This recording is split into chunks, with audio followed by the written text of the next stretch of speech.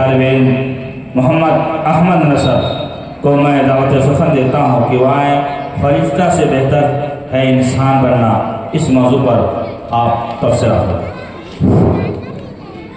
الحمد لله رب العالمين والصلاة والسلام على أشرف الأنبياء والمرسلين محمد وآله وأصحابه أجمعين، أما بعد، فأعوذ بالله من الشيطان الرجيم، بسم الله الرحمن الرحيم، ولقد كرمنا بني آدم، وقال لقد خلقنا الإنسان في أحسن تقويم، صدق الله العظيم۔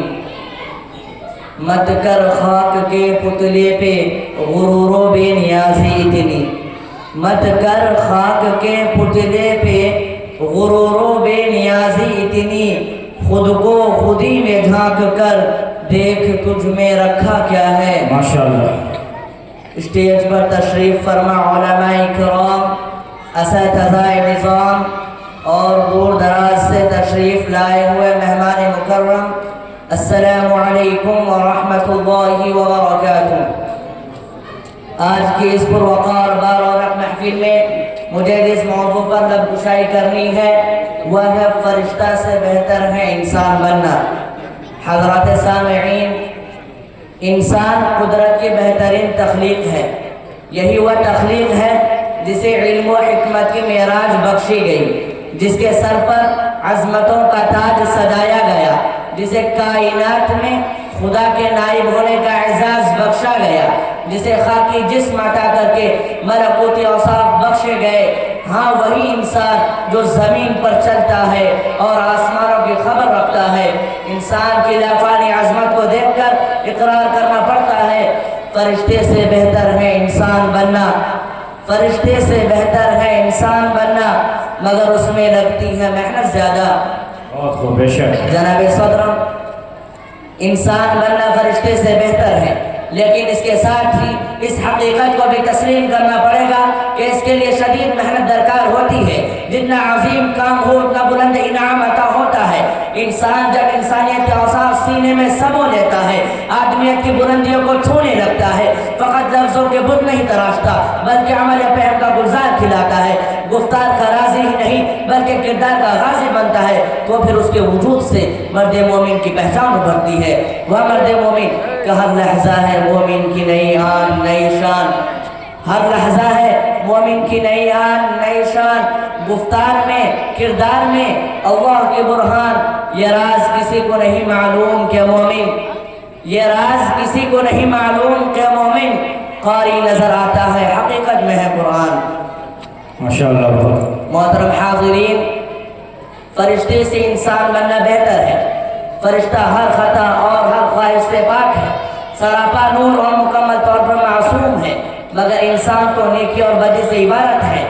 یہ نفس اور خواہشات کا بھی اسیر ہے، مگر یہ برائیوں کو جڑ سے کاٹتا اور نیکیوں کے گلزار کو کھلاتا ہے۔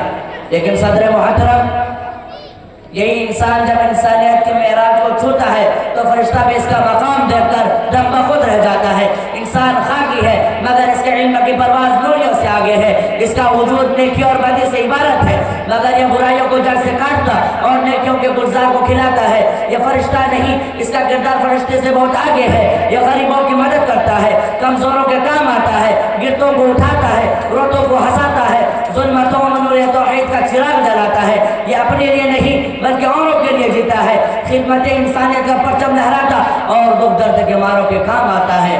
انسانیت کی اسی معراج کو دیکھ کر شاعر مشرق رحمت اللہ علیہ نے فرمایا تھا، خدا کے عاشق تو ہیں ہزاروں، بنوں میں پھرتے ہیں مارے مارے، خدا کے عاشق تو ہیں ہزاروں، بنوں میں پھرتے ہیں مارے مارے، میں اس کا بندہ بنوں گا جس کو خدا کے بندوں سے پیار ہوگا۔ جناب صدر، انسان کی سرفرازی دیکھنی ہو تو اولین انسان حضرت آدم علیہ السلام کو دیکھیے۔ وہ حضرت آدم جنہیں خدا نے علم و حکمت کی دولت عطا کی اور تمام فرشتوں کو حکم دیا کہ آدم کو سجدہ کرو۔ یہی انسان خاکی ہو کر نوریوں کا مسجود بن گیا۔ انسانیت کی یہی بلندی اس شعر سے ظاہر ہو رہی ہے۔